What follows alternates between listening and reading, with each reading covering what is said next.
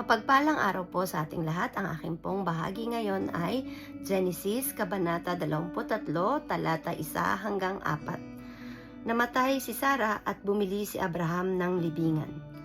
Nabuhay si Sara ng 127 taon. Namatay siya sa lungsod ng Arba na tinatawag ding Hebron sa lupain ng Kanaan. Ito'y labis na ikinalungkot ni Abraham. Sandaling iniwan ni Abraham ang bangkay at nakipag-usap sa mga Heteo. Pakiusap niya, "Ako'y isang dayuhan at nakikitira lamang sa inyong lupain. Kung maaari, pagbilhan ninyo ako ng lupang mapaglilibingan sa aking asawa." Ito ang salita ng Diyos. Amen. Muli, mapagbalang buhay sa ating lahat. Akin pong muling ibabahagi sa inyo ang pang-araw-araw na pag-aalay ng aking puso mula sa salita ng Diyos. Sinasabi po dito sa ika-23 ng Genesis, versikulo 5 hanggang 8, "Sumagot ang mga Heteo, ikaw ang dakilang prinsipe at kinikilala naming pinuno. Pumili ka na ng lugar na gusto mo para paglibingan ng iyong asawa." Tumindig si Abraham at yumukod sa harapan ng mga tao.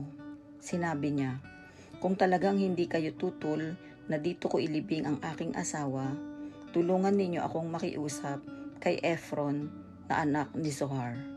Ito po ang mga salita ng Diyos. Papuri sa Diyos. Amen. Aklat ng Genesis, Kabanata 23, versikulo 9 hanggang 12, at ang sabi, "Naibenta niya sa akin ang kuweba niya na nasa tabi ng bukirin niya sa Makpela. Sabihin ninyo sa kanya na babayaran ko siya sa tamang halaga nito, dito mismo sa harapan ninyo para maging akin ito at gawing libingan." Naroon pala si Ephron na nakaupo kasama ng mga kababayan niyang Heteo.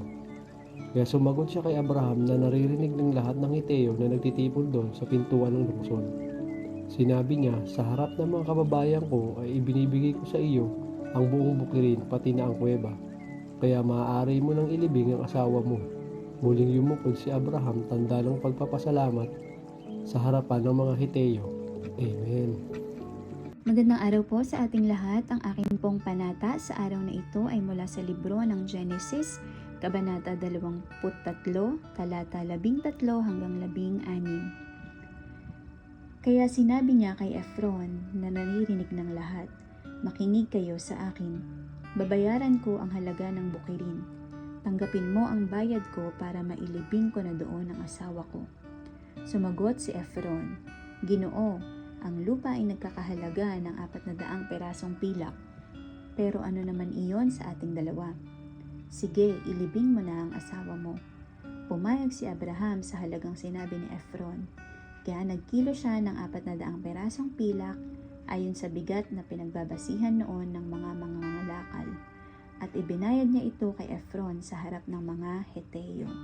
Amen. Good day everyone, my devotion for today, Genesis chapter 23, verse 17 to 20.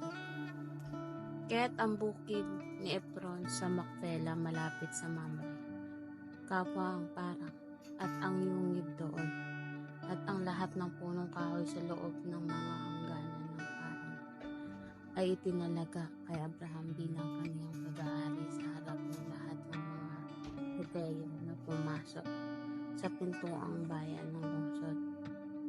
Pagkatapos inilibing ni Abraham ang kanyang asawang si Sarah sa yungib sa parang ng Pela malapit sa Mamre na nasa Hebron sa lupain ng Kanaan.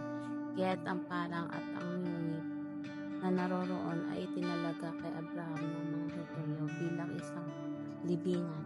Amen.